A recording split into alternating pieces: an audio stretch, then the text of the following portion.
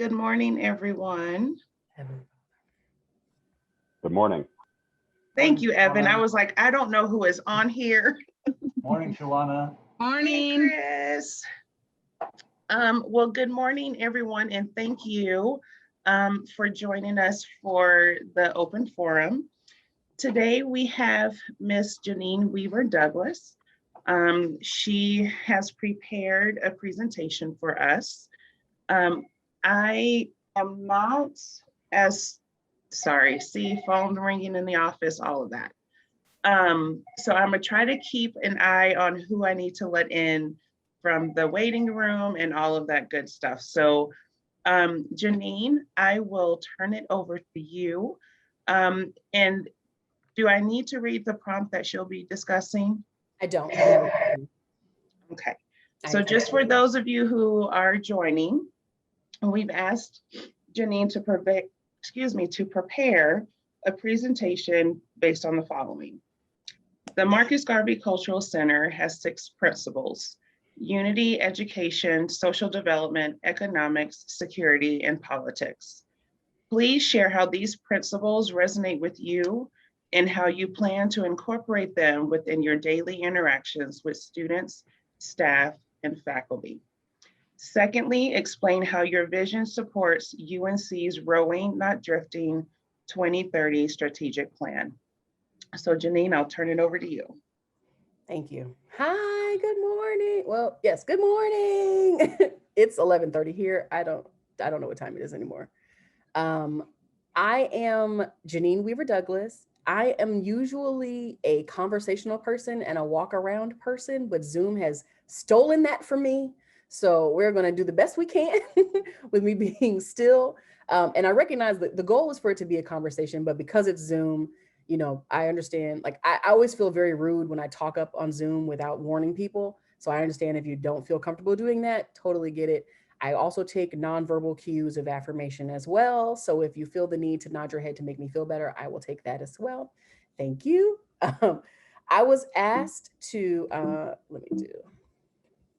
to give a presentation with the following prompt. Shawana read it out, and so I'm gonna leave it here for you all to read, but essentially, to talk about how the principles of the Marcus Garvey Cultural Center resonate with me, as well as how I will incorporate them with faculty, students, and staff, and then how they support the strategic plan for 2030. And so I've tried to incorporate and answer all of those questions, but also recognize that there are a lot of things that I just don't know. And so I want to be clear with a caveat that I am not an expert.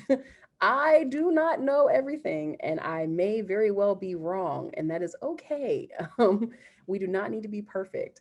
And so as we have our conversation today, we're going to talk through sort of how I think through things and sort of what my process is for planning and structuring things, as well as sort of how the principles of the Marcus Garvey Center really exhibit and live in my own life, and then ways or opportunities that I see to meld the two based on the information that I have. And so I want to preface this by saying, and this is my caveat, and that I can only really use what was available to me. And so I used as much as I could from the strategic plan and from website and research, but there may be gaps in information. And I apologize for that in advance because it's a lived experience that I don't have yet. So yeah, let's talk about it.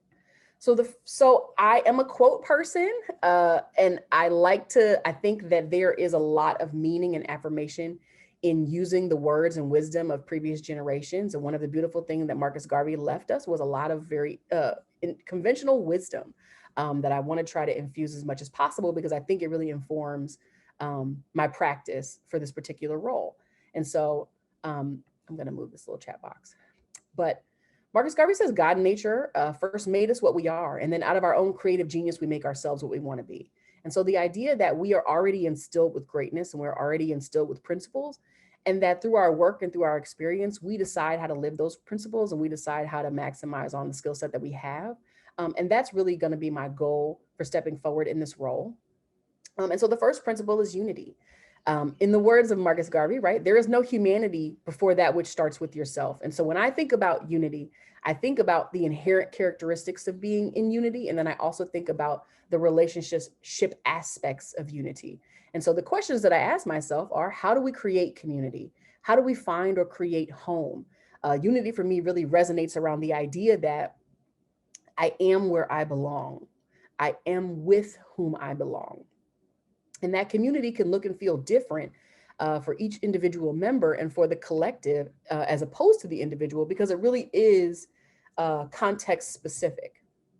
And so when we talk about creating community at the University of Northern Colorado, and specifically in the Marcus Garvey Cultural Center, the answer is going to be very specific. It's going to be based on what's already happening in the center, how students find niches on campus, how the staff find relationships and connections, how we're able to make meaning out of things that occur to us, and then how are we able to come back and find caring and renewal and resilience in our work in this role. And so when I think about how we create community, those are the things that I think about. When we think about finding or creating home, right? Ultimately, we want the campus to be a space where our Black identified students feel safe, where they feel welcome, where they feel heard, where they feel understood. And we acknowledge that not all facets of the university provide this in the same way. And so in thinking about the role of the Cultural Center, it really is an optimum space for students to feel those feelings of safety and care and concern and visibility in ways that are specific to them. And so the definition of home and the process of finding and creating it is going to be a very personal experience to some levels, and it's going to be collective on others. And so the idea is that you want a space where people feel like it's reflective of who they are. They feel like they can alter or adjust that space to their needs. It is expansive enough and it encompasses enough to manage when situations arise. And so as students are dealing with crisis or conflict, as they're dealing with difficulty, is the center somewhere where they can come and find renewal? Is the center somewhere where they can come and find purpose? Is it somewhere where they can come and find peace? Do we have the opportunity to be their niche? Or do we have the opportunity to lead them to the most appropriate niche? And so those are the things that I think about when I think about unity. And then the quote at the bottom, we're not ready to fight because we love fighting. We're ready to fight because we are worth fighting for. And so what do we need to do in order to ensure that unity is a component of this experience? There are a lot of external constraints that exist for that, right? And so there are things that the students don't have any input on that really determine how the center is able to provide or meet that need of home. And that's all part of the work of the directors, understanding and navigating those conditions so that that home feeling can be maintained. Does that make sense? Thank you for the head nods. I appreciate it, y'all. I keep pressing the arrow and I shouldn't. I have to click on the thing. And it's just, I'm sorry. If you hear a beep, it's me pressing the arrow repeatedly, even though I know I have to click the thing. Okay. So the second principle is education. I think this is one, this is multi-layered to me. And so I chose to take the level, an interpersonal level. And so I recognize that I think there's the underlying premise that all students come to us to learn. They come to us as a function of their personal development, their professional development, and to reach their professional goals, and that we are a function of that, right? But in the words of Marcus Garvey, right, a people without knowledge of their past history, origin, and culture are a tree without roots. And so it's not possible for you to come to the University of Northern Colorado, get an education, and leave and not be impacted, right? And it really would be a disservice for you to come, get that education, and leave and not be able to understand the rich history that comes before you and the rich opportunity that lies ahead of you, right? And in thinking about the Cultural Center, that is a space in which those conversations and that learning happens, right? And that's centered around the idea of how have we used our available resources to inform our worldview? And so we're talking about the co-curricular, right? And so how do we make learning opportunities out of the things that happen to us throughout our lived experience as a student? So once I step outside of the classroom and I'm engaging with students on campus, or I'm engaging in the community and things happen to me, or I experience things, or I hear things, or I learn things, how do I formulate that and make meaning from that? How do I create knowledge or wisdom from those experiences? How am I able to reflect on what I know about myself, what I've learned about myself, and what I've experienced in this specific setting to therefore lend into the future, right? And it's the idea that this is a personal education. This is a personal education. This is how you are growing as an individual. And the idea is that they're preparing now for the solutions of tomorrow. And so as we step out into the world and we hope that the world becomes a more diverse place, we hope the world becomes a more equitable place, and we hope that there are more opportunities to infuse justice and dismantle oppression. But before we can do any of that, we really need to understand what is at our disposal, right? How have I used the resources, or how have I culminated the resources available so that I can have that personal development before I step out into the world, before I leave this environment, before I'm faced with having to make a decision that, a large life decision. And so in the same way that we're preparing our students to be global leaders, I think the center specifically wants to prepare our Black students to be well-resourced thinkers. And this really is that process in my mind. Look at me, I clicked the arrow and didn't tap the button, see? Progress. The third principle is social development. This one was really hard for me to conceive because I had to take my own personal definition. And so I will preface this by saying that this might not exactly be what the Marcus Garvey Center means by social development, but this is what it means when I hear it. Specifically, the quote that really sort of formulated ideas for me is, we must canonize our own saints, create our own martyrs, elevate to positions of fame and honor Black men and women who have made their distinct contributions to our racial history. Social development to me is a collective identity.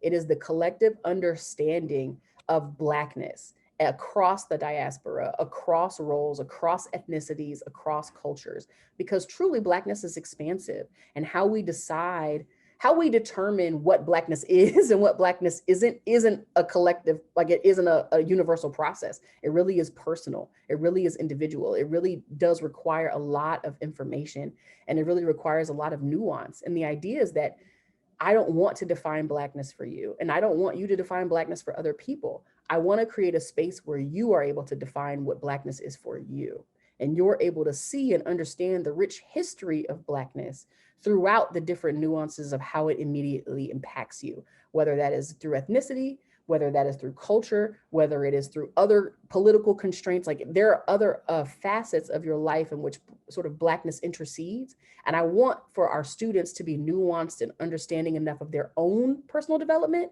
and their belongingness in a community to decide what they want to do and sort of what they want their Blackness to look and feel like. And so when we think about the collective community, right, the center really, in my mind, it resonates that the center needs to be a space where we ask ourselves, how have we held up each other? How have we held ourselves? So how have we given care to each other? How have we amplified the voices that exist in our community? How have we advocated for the needs of ourselves? How are we providing justice in the ways that we can around the work that we do? How are we eliminating barriers for our students to interact with a larger community? And then the converse of that, how have we created spaces where the outside community is able to understand us and able to understand the needs and the priorities and the realities that exist for Black identified students on a predominantly white campus at a predominantly white institution? And so I think a lot about what it takes to hold yourself up. Like, what is it that I need to feel safe, to feel whole, and to feel true to myself throughout my collegiate experience? That's going to look different. It's going to feel different throughout that whole process. And we want students to go through that learning process, and we want to help them through that development process. And so it's a constant check-in, right? How are you holding yourself up? How are you honoring yourself? How are you looking and reflecting on the people that are doing the work that you want to do? How are you seeing reflections of yourself in the past and in the future? And then how are you being a global citizen and a caring community member and holding up your peers and holding up your friends and holding up those who are also struggling and who are interdependent, their success is interdependent with yours. And so when we think about the diaspora, that also comes in here. And how are we holding up the collective understanding of Black identity and Black culture? And it's the idea of you be a mountain or you lean on one. I think it's possible to be both. You generally don't see a lot of individual mountains. They tend to be a lot more mountain ranges. And I'm from the South, I have no idea. And so it's the idea that you generally don't see something isolated in nature like that. It tends to be a collective. It tends to be a formulation around an event. I hope that that's correct. Are mountains, can y'all confirm? Okay.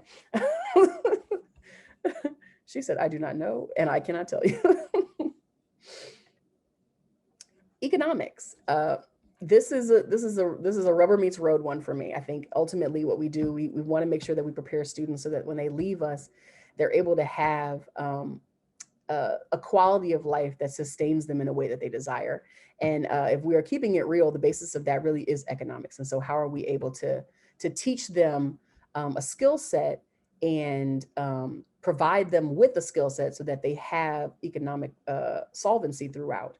And the Marcus Garvey quote that resonates with me is that I trust that you will so live today as to realize that you are the masters of your own destiny.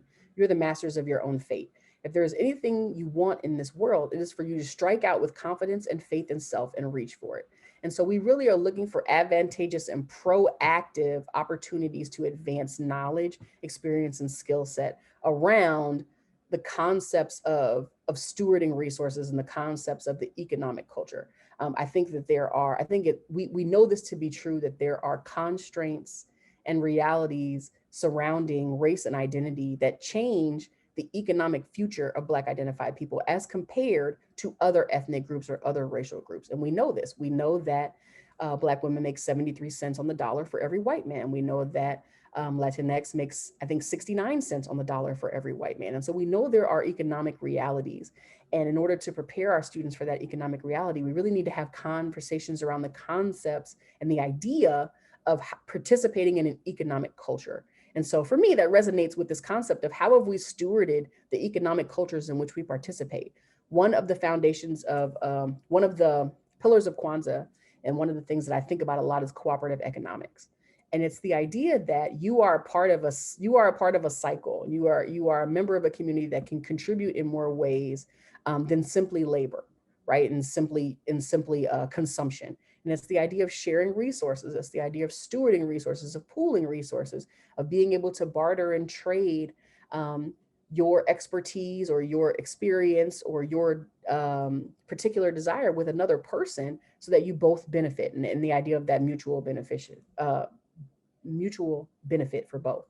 But then the larger conversation really is around being a steward of a culture in which you're participating in. And so when we talk about capitalism and we talk about the pervasiveness of capitalism and how it informs how we dress, how it informs how we behave, how it informs how we value labor, how it informs how we value life, those are conversations that have specific meaning to Black identified students, especially when you talk about students now who are preparing to enter into the workforce or preparing to enter into advanced education.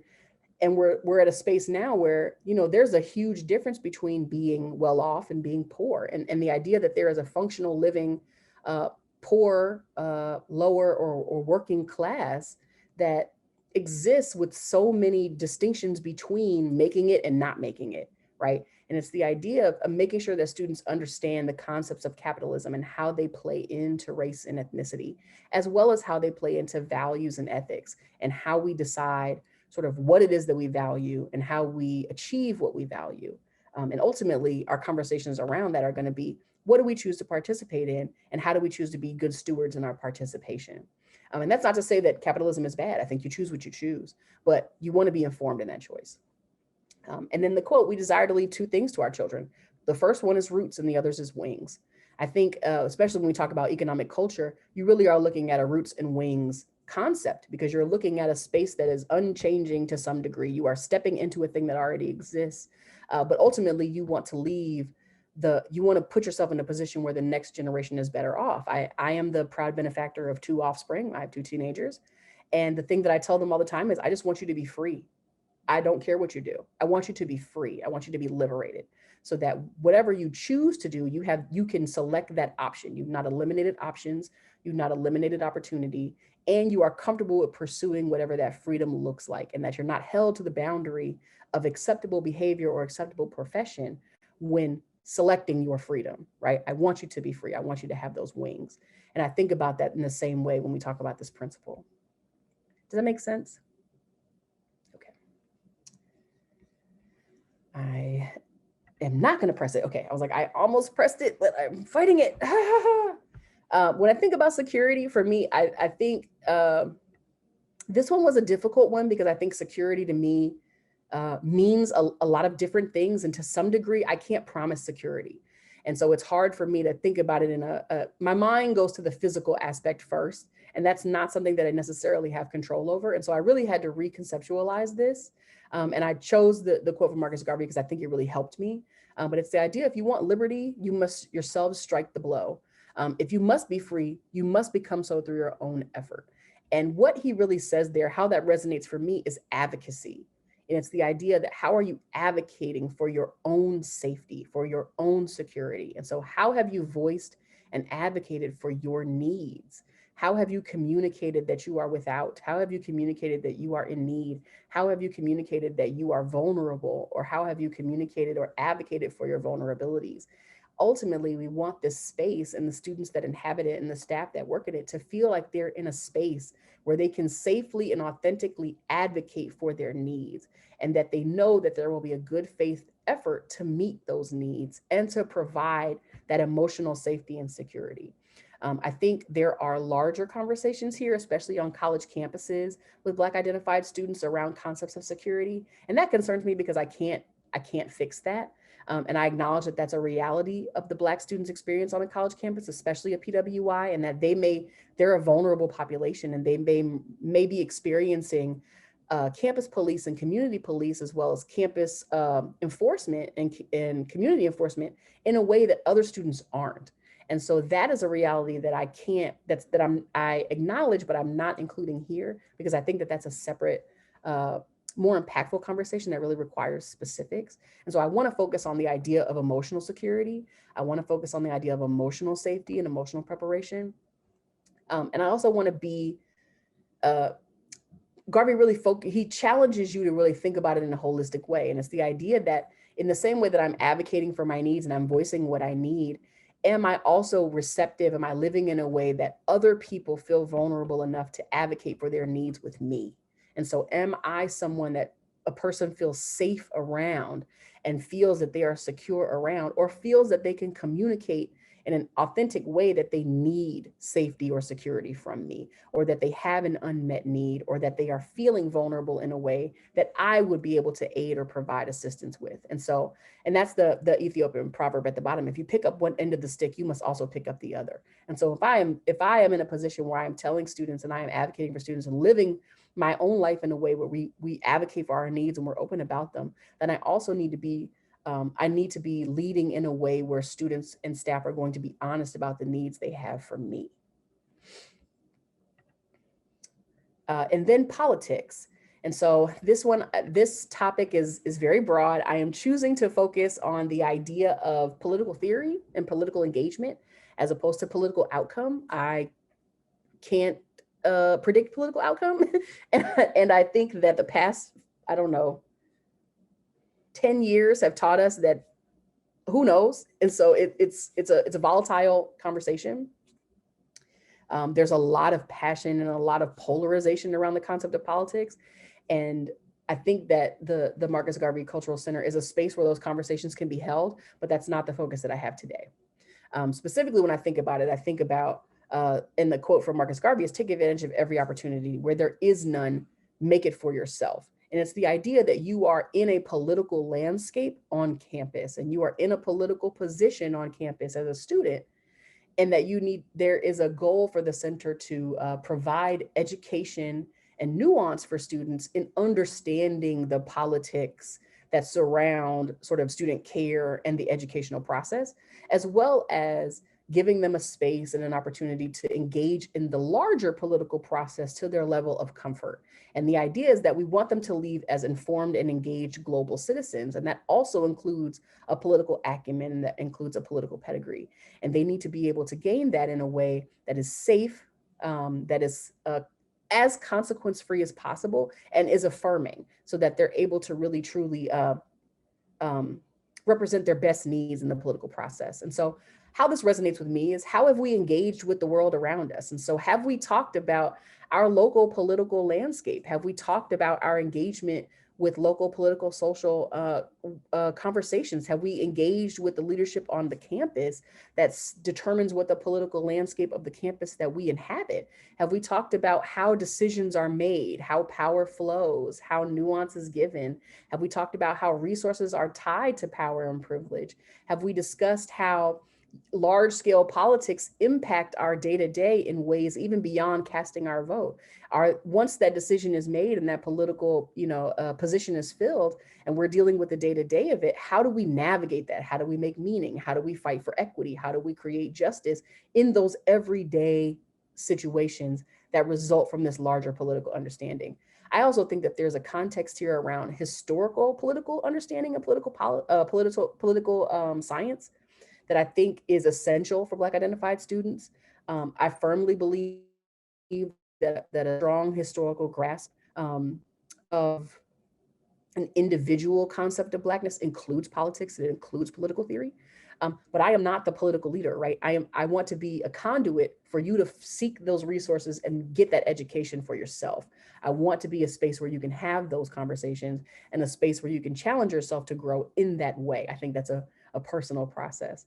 I also think that there are other politics that inhibit all of the work that we do, whether they are communal or individual or small scale or large scale. And part of our responsibility for students is helping them understand the political sphere of decision making. And so how are they being decisive political thinkers when talking around collaboration and consensus building and interdependent relationships, how we talk about relationships outside of the context of education or this environment, and how we think about their life after college or after this role. We want them to think, we want them to be equipped with a skill set that they can engage the world around them in these ways with a level of comfort and dexterity.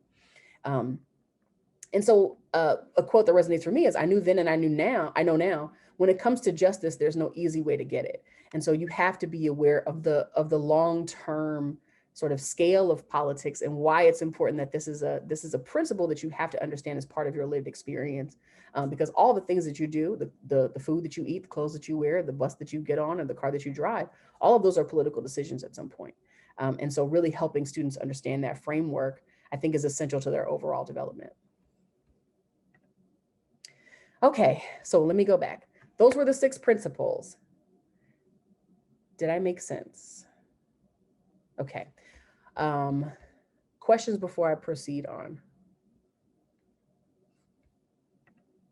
Oh, for the audience, if you have any questions, you can either put them in the chat and I can read them at the end, or feel free to unmute yourself. And just to be the keeper of time, we have about 30 minutes and some change, so we have plenty of time. Oh, ooh, okay. Wonderful. All right. And so in thinking about those principles and how they resonate with me, what I did was I went through and looked at the strategic plan, the Rowing Not Drifting strategic plan. And what I was able to sort of culminate from my research, I found some themes. And so if you will walk with me on this journey, of this thematic journey, this is going to make sense at the end, I promise. And so I grouped them in a way based on the work that the center, the role that I believe that the center plays in achieving those goals long-term, as well as sort of how it fits in with the principles that the center already holds. And so in thinking about phase, because we're in phase 1 for your strategic plan. And so that's the data that I had to work with. What I've done is I've summarized the point and then I've included the number. And so that way you are able to refer, when I'm talking about Student Ready University, I'm referring to point number 1. And so the short version may not make sense to the long version. It's just easier for me to read.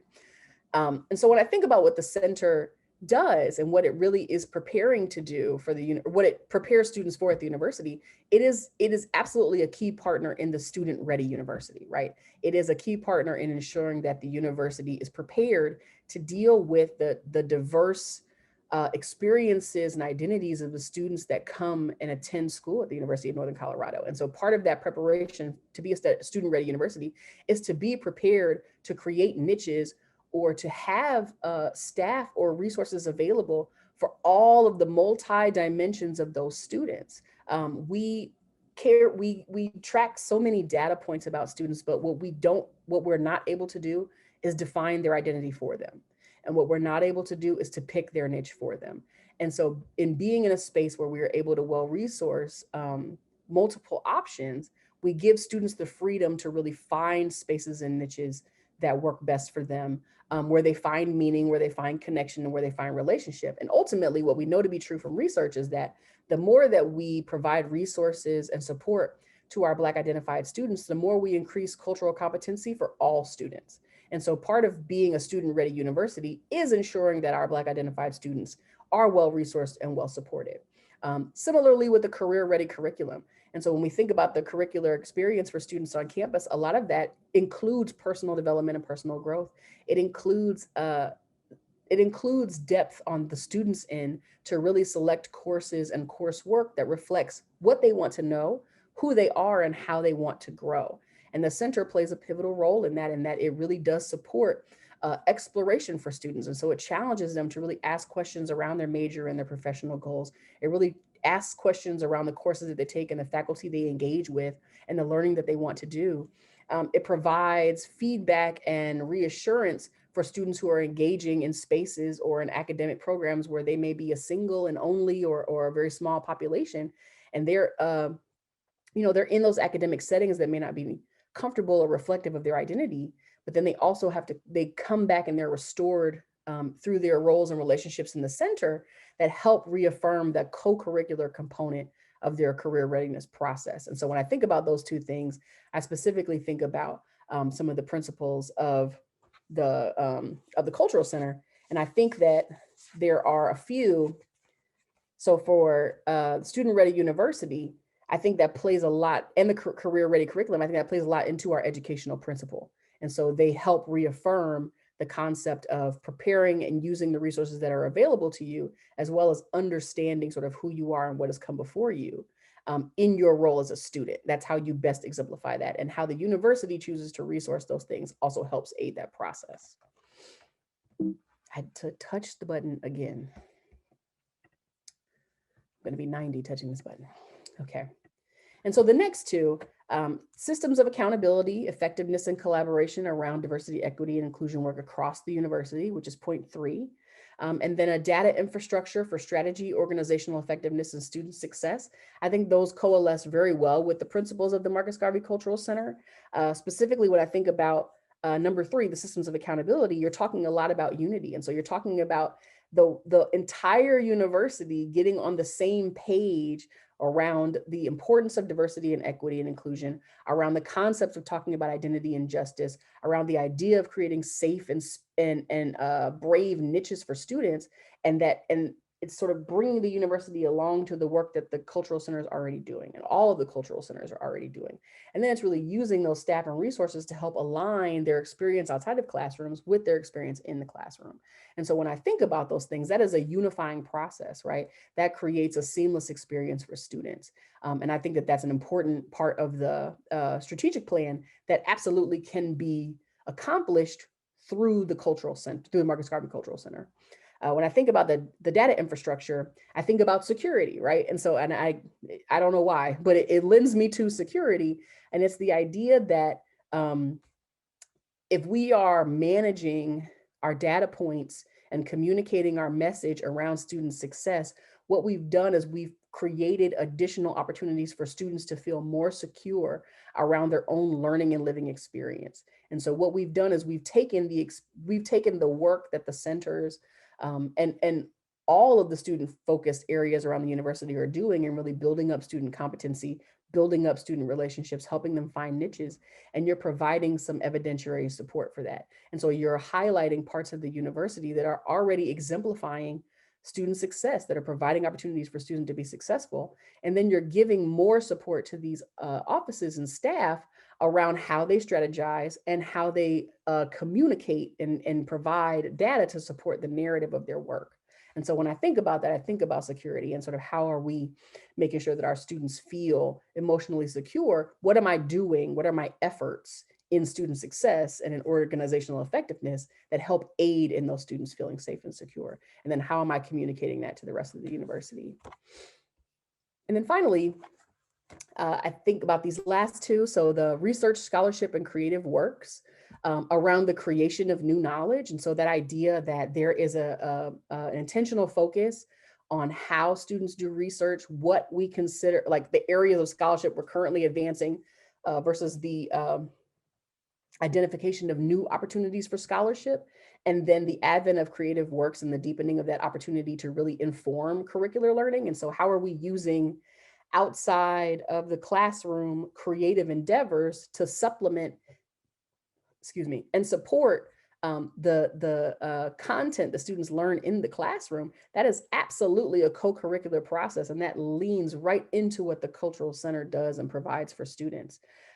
This lives in our social development principle, right? And so it's the idea that not only are they developing as a collective, but they are also developing as individuals, and they have new avenues by which to do that. And so they're provided opportunities for new creative research, for new works, or the things that they find that students have around passion areas or personal interests that now become part of their curriculum and now become evidence of their learning, that now become opportunities to sustain their professional and personal growth. And I think that that's an opportunity for the Cultural Center to really streamline or to create some consistency among how we support students, how we encourage their development, and then how we encourage new learning, how we encourage new opportunities for learning. Because we want to, I think, across the industry, and I think across education as a whole, we're always thinking about how to do more with less, or how to do better with the same. And this is an opportunity for us to do more with the same, or more with less, and give students the opportunity to really innovate what it is that they do on campus, and where they do it, and how they do it. And the Cultural Center is an opportunity for that. And then finally, data-driven strategic communication and marketing, which is number 9. To me, that lends into the political principle for the Marcus Garvey Cultural Center. And so in thinking about politics, right, we're thinking about the idea of understanding how our environment is created, how resources are allocated, and how we are in this space. This this strategic plan goal specifically focuses on how to tell the story of the experience at the university.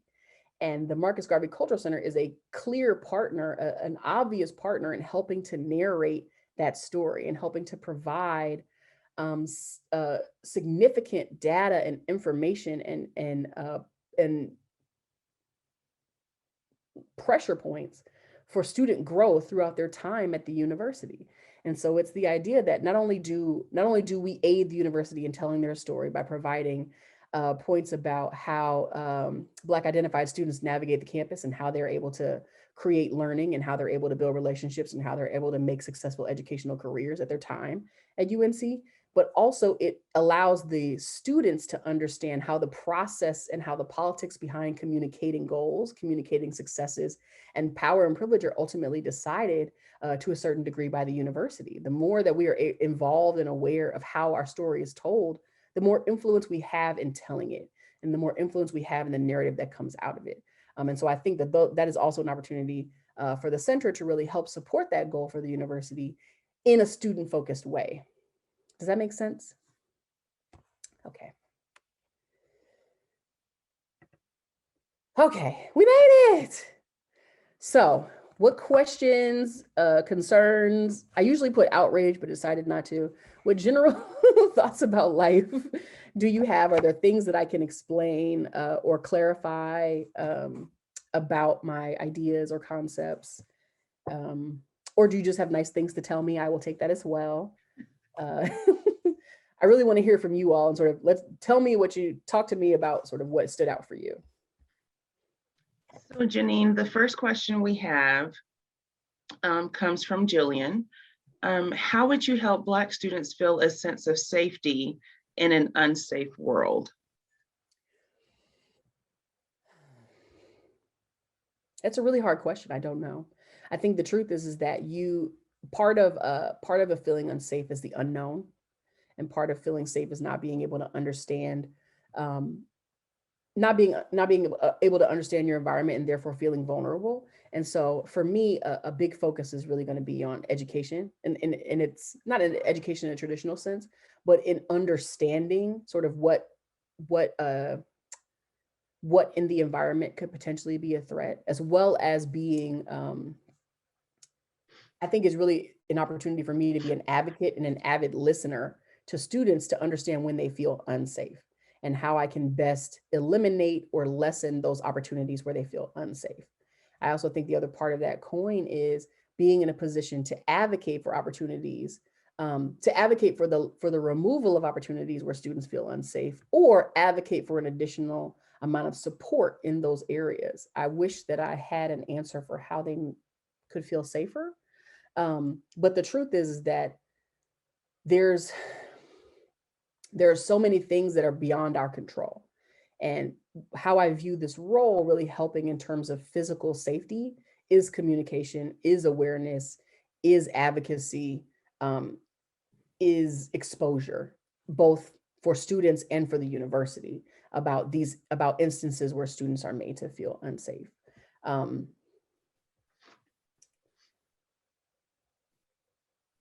then also being honest. I think a big part of it is being honest about what's within our control and what's not. And so how are we, and I'm reflecting about it, right? And I'm thinking about the ways in which I've tried to make myself or other students feel safe in the past. And what I found the most is really just being honest about what I know to be the threats to my safety, and then understanding ways to navigate or minimize those threats when they arise. And I can't be more specific right now without knowing specific instances where students feel unsafe on campus. I hope that answers your question. Okay, and the next question is from Joel. It says, given the Black Lives Matter movement, what have you learned about yourself during this time? And how would you incorporate that learning into a position working in cultural services? That's a really good question.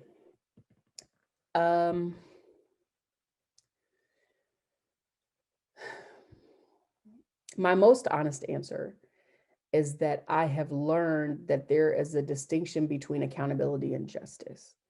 And what I have found is that often we have been seeking justice and we have been receiving accountability. And often, not even often, sometimes we receive accountability. Most of the time we receive neither. And I think the conversation for myself and for the Black identified students that I work with is around the distinction between justice. What does justice look like and feel like? And what does accountability look like and feel like? And what can we reasonably expect around both of these? I'll use the Derek Chauvin trial as an example. I think everyone can agree that that was a measure of accountability for that person. But true justice really lives somewhere in dismantling the system that creates opportunities where these things keep occurring. And that is a different battle. Like, that is a separate conversation that requires a separate set of resources and redresses in order to manage. And for students who are experiencing these losses and seeing this injustice and seeing this lack of accountability, like reaching accountability is not enough. It has to be justice. And so helping provide some contextual understanding. For me, it's really helpful to go back and understand how freedom has been won in the past, and understand that process was not without losses, and that process was not immediate, and that process was not without significant change, and that process didn't happen until it reached a boiling point. And then understanding that that's probably a necessity for this time as well. And being okay with that. And then also supporting, I have personally had to decide where my line is, right? So where is my line in terms of activism? And where is my line in terms of self-protection?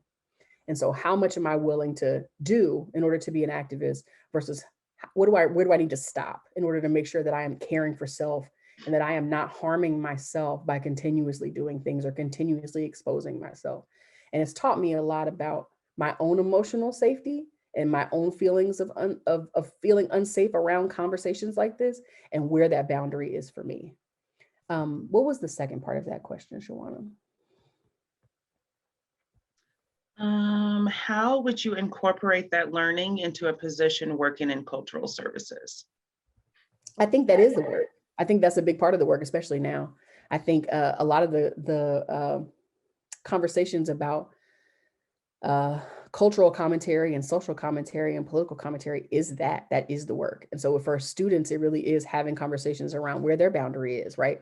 Helping to give them an understanding and a context of our history, of how we have come this far and what battles existed in that process, and how those battles were won or lost, and sort of what resulted from those experiences and those different fights, and then understanding that, you know, from where we are forward, it looks and feels a lot different.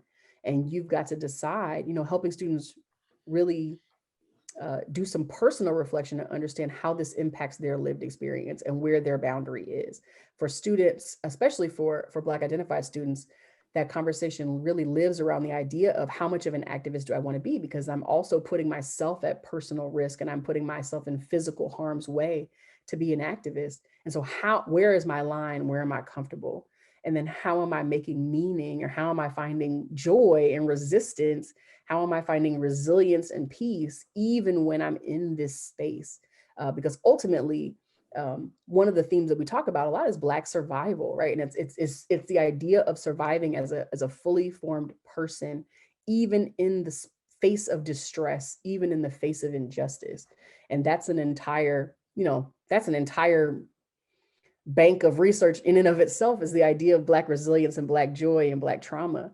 But part of understanding that and part of incorporating that is the work I think that cultural centers do, especially for Black identified students. That is part of it. Like that is non-negotiable. Even if we weren't where we were right now, that conversation still happens.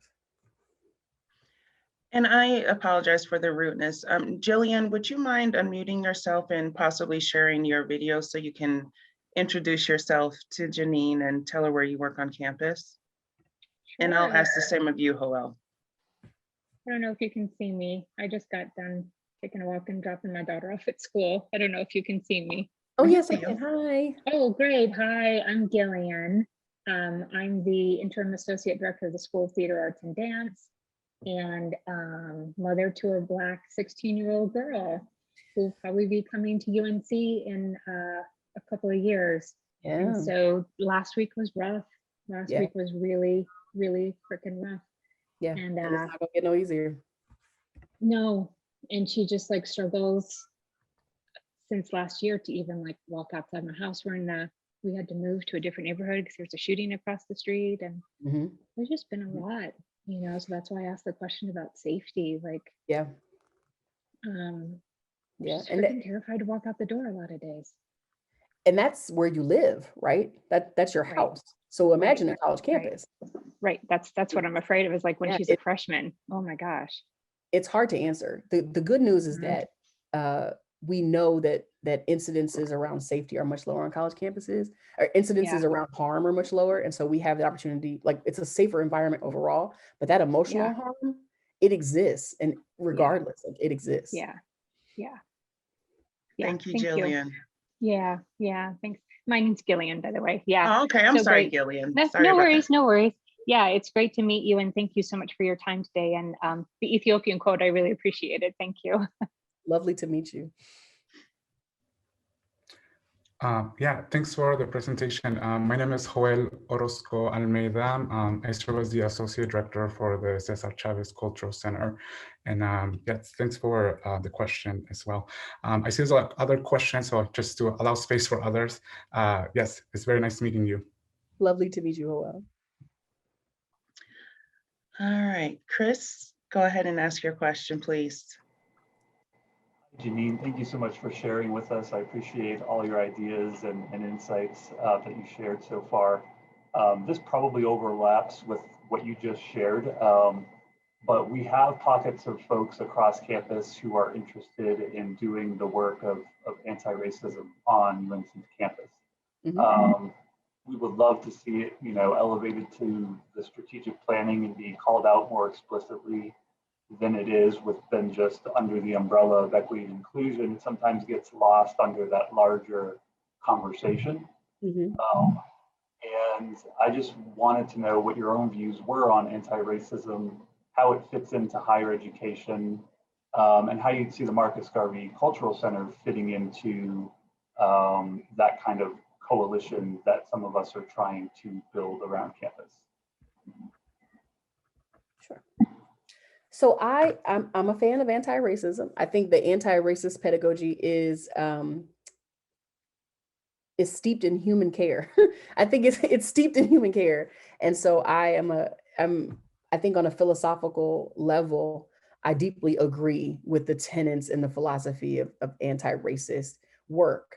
I think as what I have found in my experience is that there is justice work for majority identified for majority identified people, and there's justice work for historically marginalized people.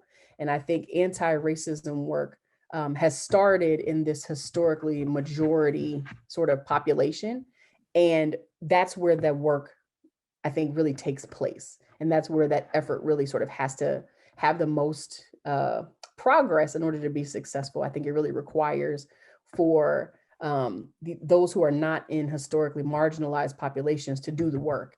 And then I think that in that part of that work and part of the outcome of that work, right, is the ecosystem that supports it.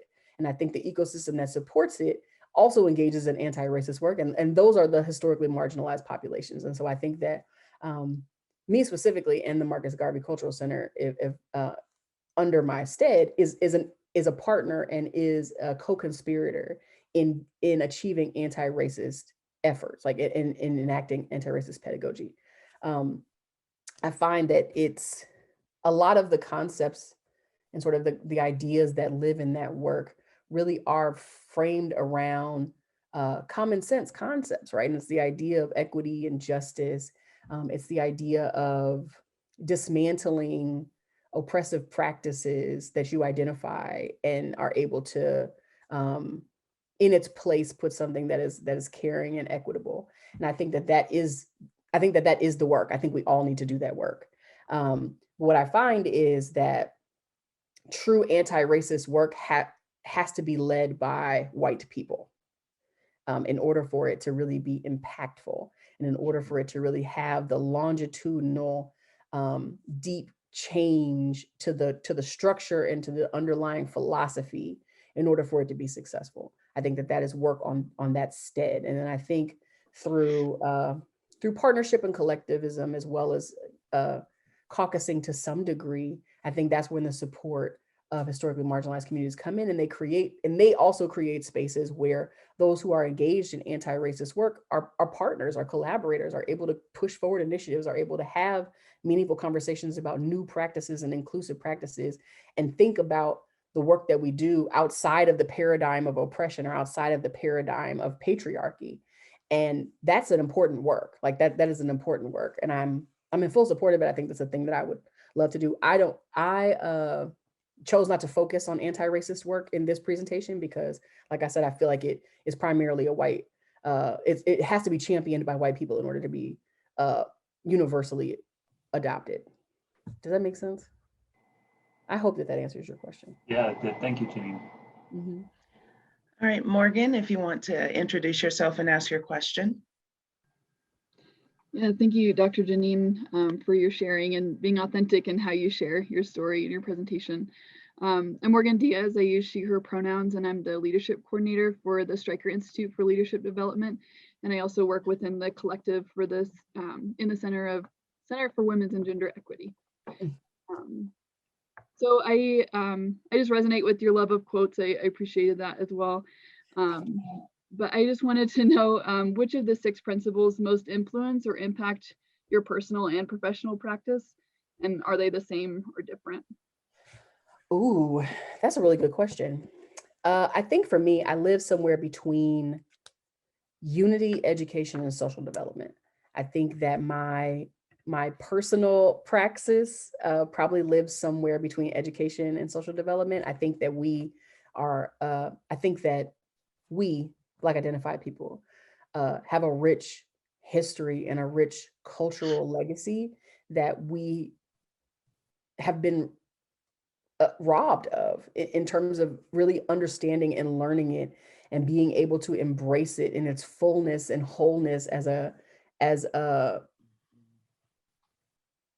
like a philosophical understanding. And so I really spend a lot of time thinking about and finding ways to infuse the progress and the leadership and the efforts and the energy and just the overall fortitude of the history of Black culture, both, and when I say Black culture, I'm talking right now specifically about US culture.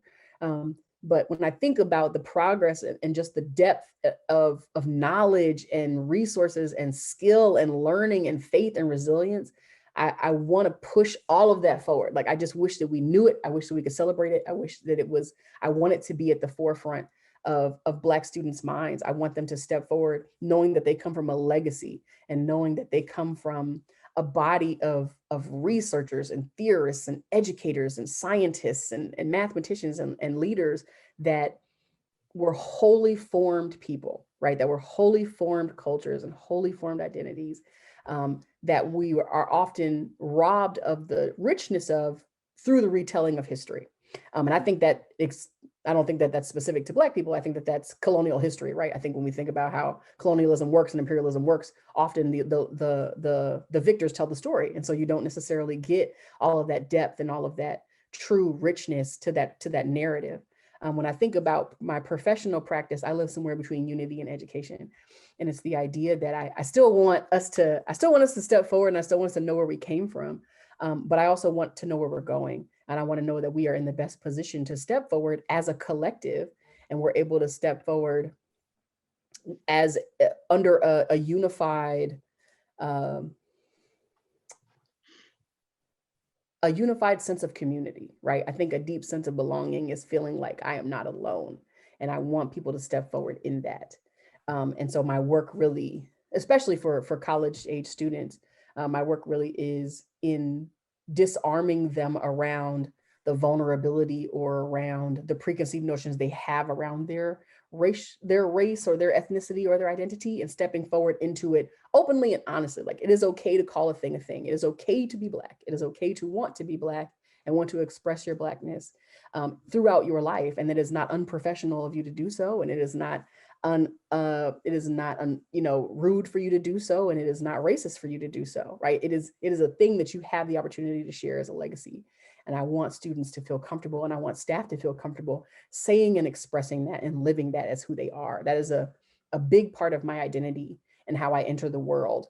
And I can't not be it. And I'm doing myself a disservice if I don't step forward with that as part of my strength, as part of my skills, as part of my experience, as part of my overall awesomeness.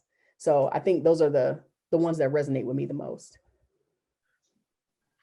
And Rebecca, if you're still here, I can't see everyone. I'm here. Oh, there you are.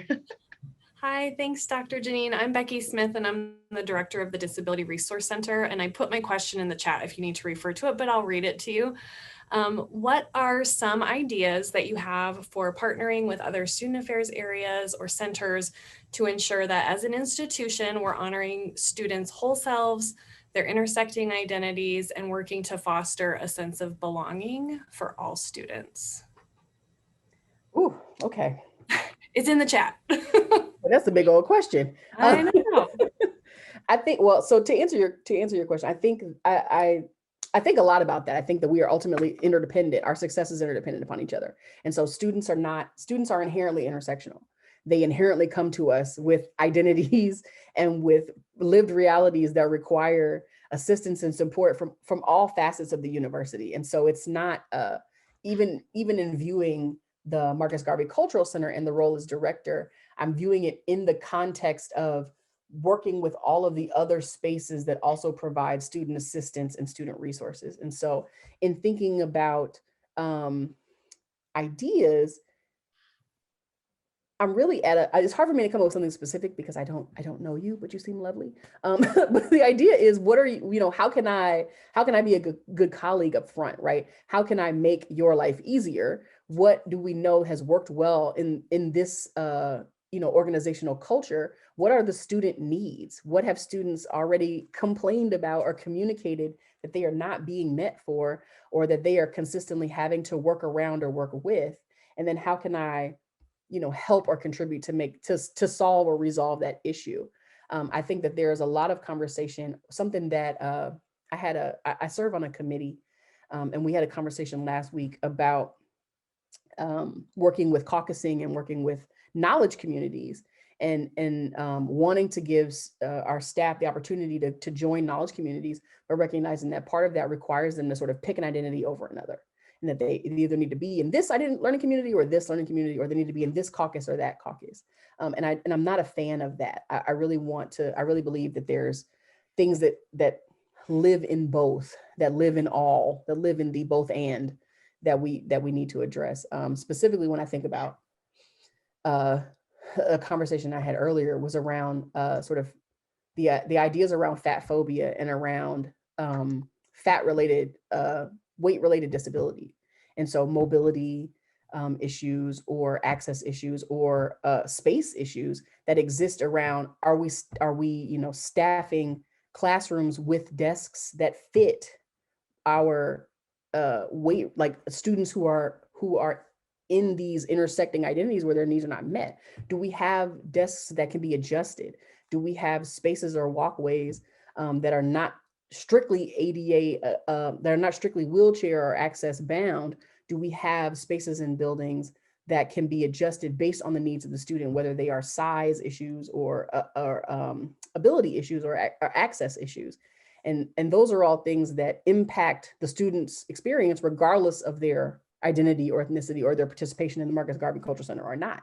And so being able to support the initiatives of campus partners, but also being mindful that I am, like, the first thing that comes to my mind is wanting to make sure that you and I connect so that I'm not supporting or suborning or maintaining inequity issues or lack of access for the actual cultural center, so that I'm able to invite students into that space and they can meet me in that space without issue.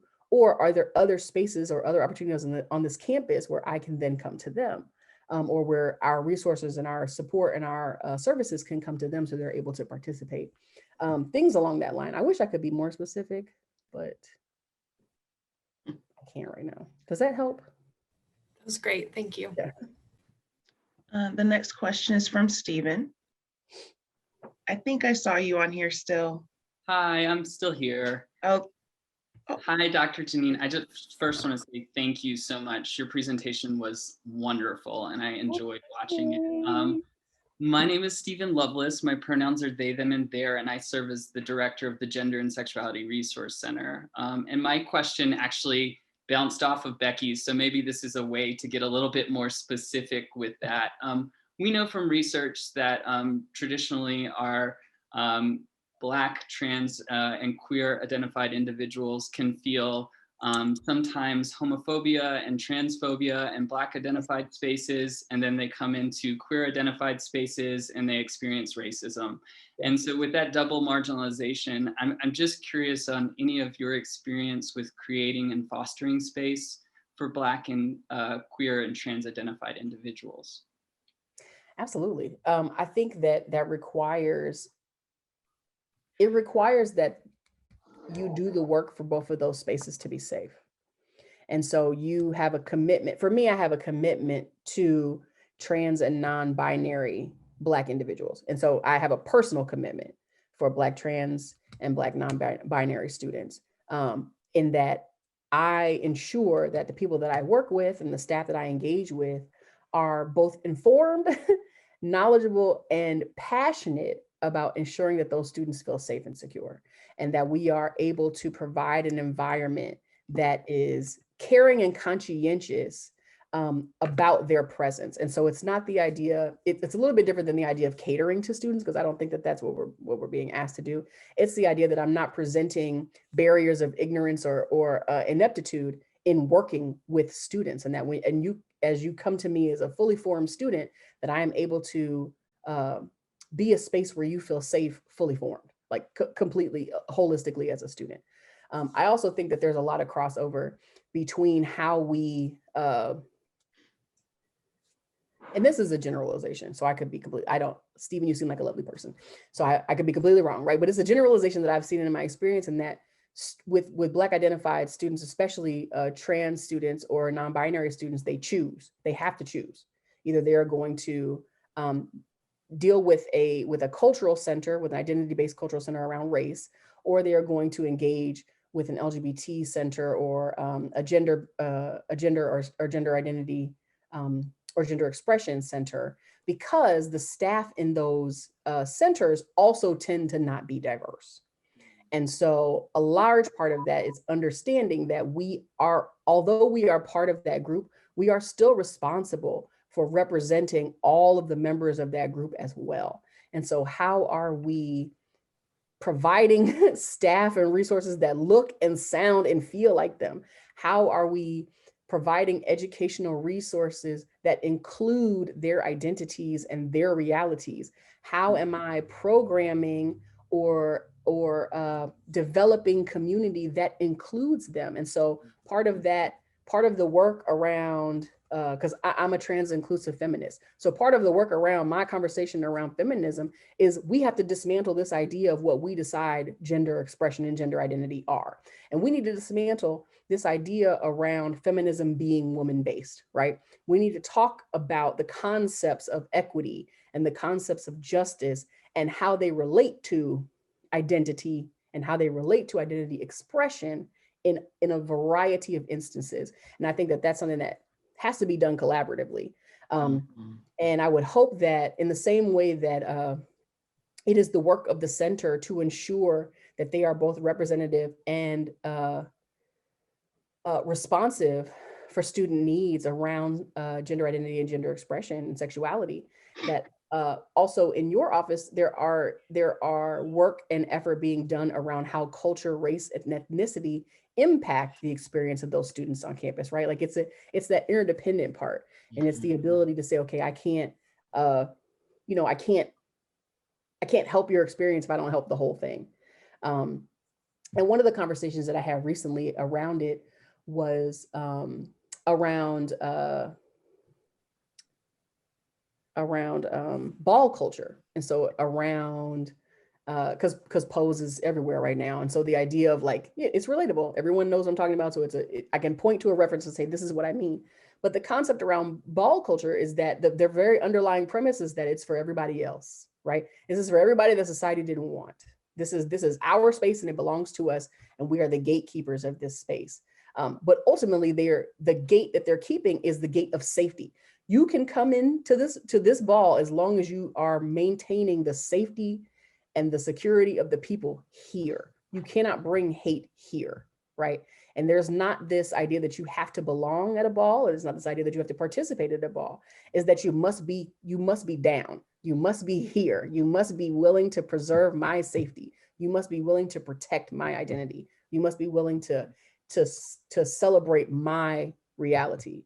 And that's the work I think that exists between those two. And that's the purpose. I think that's an underlying purpose of the center regardless. You have to be willing. It's nobody, it's not us versus them. It is you come here as a supporter, you come here as an advocate, you come here as an ally because you inherently believe in my protection and you inherently believe in my joy.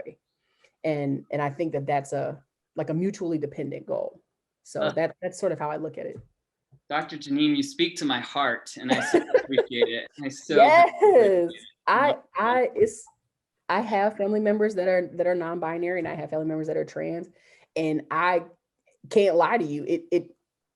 They taught me, like my family members are the people that taught me that essentially to dead name, to misname, to misgender, to misrepresent is violent. It is violent.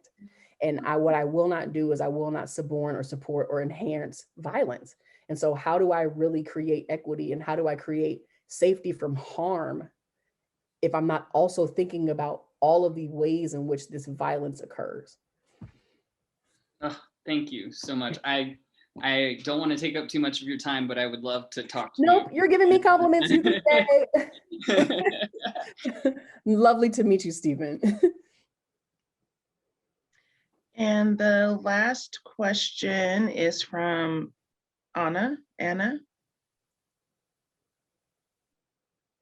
Let's see.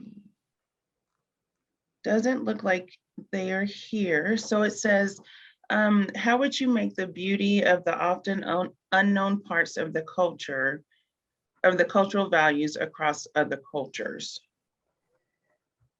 Ooh, can you say that one more time? It said, how would you make the beauty of the often unknown parts of the cultural values across other cultures?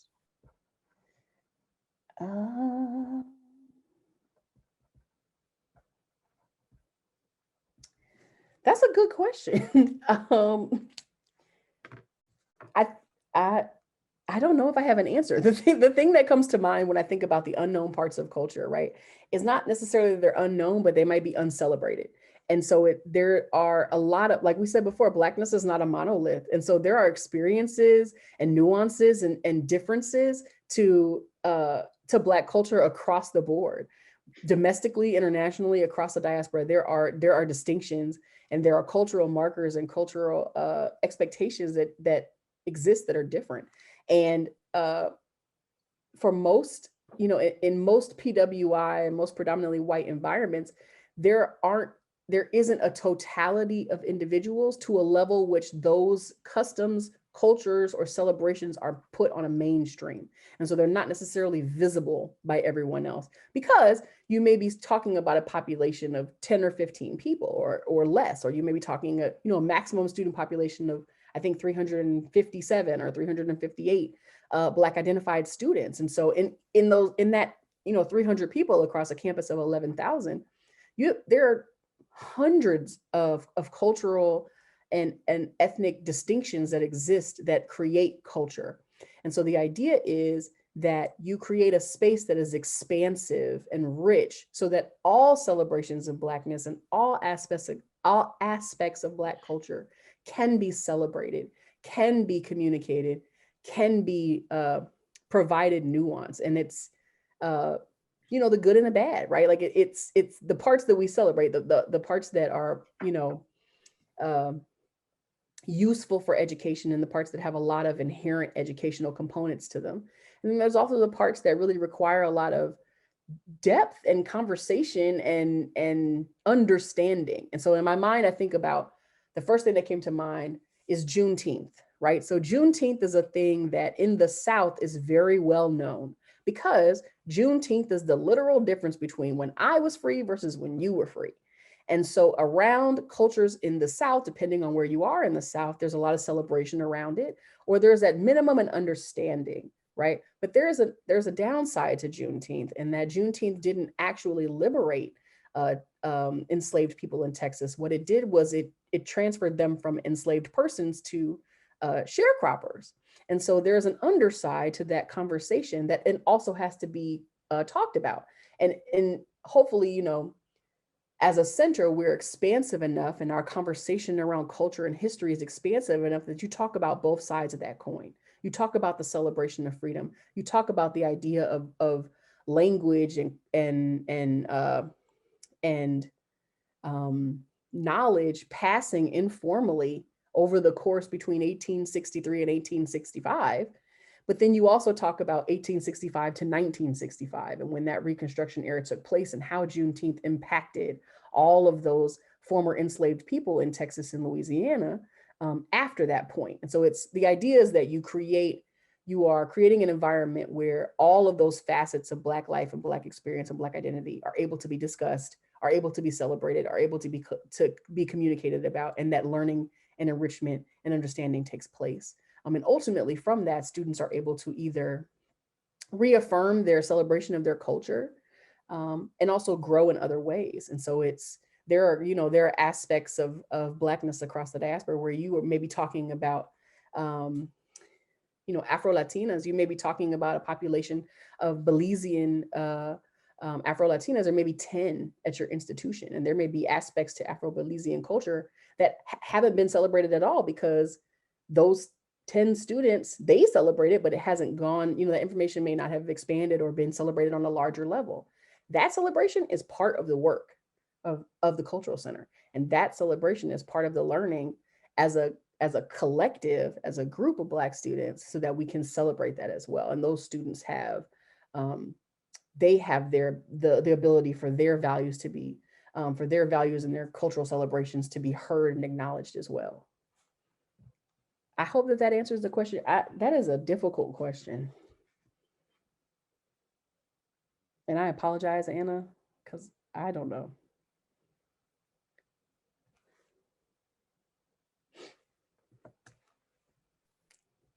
thank you for joining us today for the open forum. I really appreciate it. And thank you for showing that UNC faculty and staff do care about the position of the Marcus Garvey Cultural Center. We are going to transition to the student open forum. So I thank you, colleagues, for joining us. Janine, if you need to go take care of yourself, let me know and I can try to entertain the students before we begin the open forum with them. I just need 2 minutes. All right, that's perfectly fine. All right, thank you, everyone.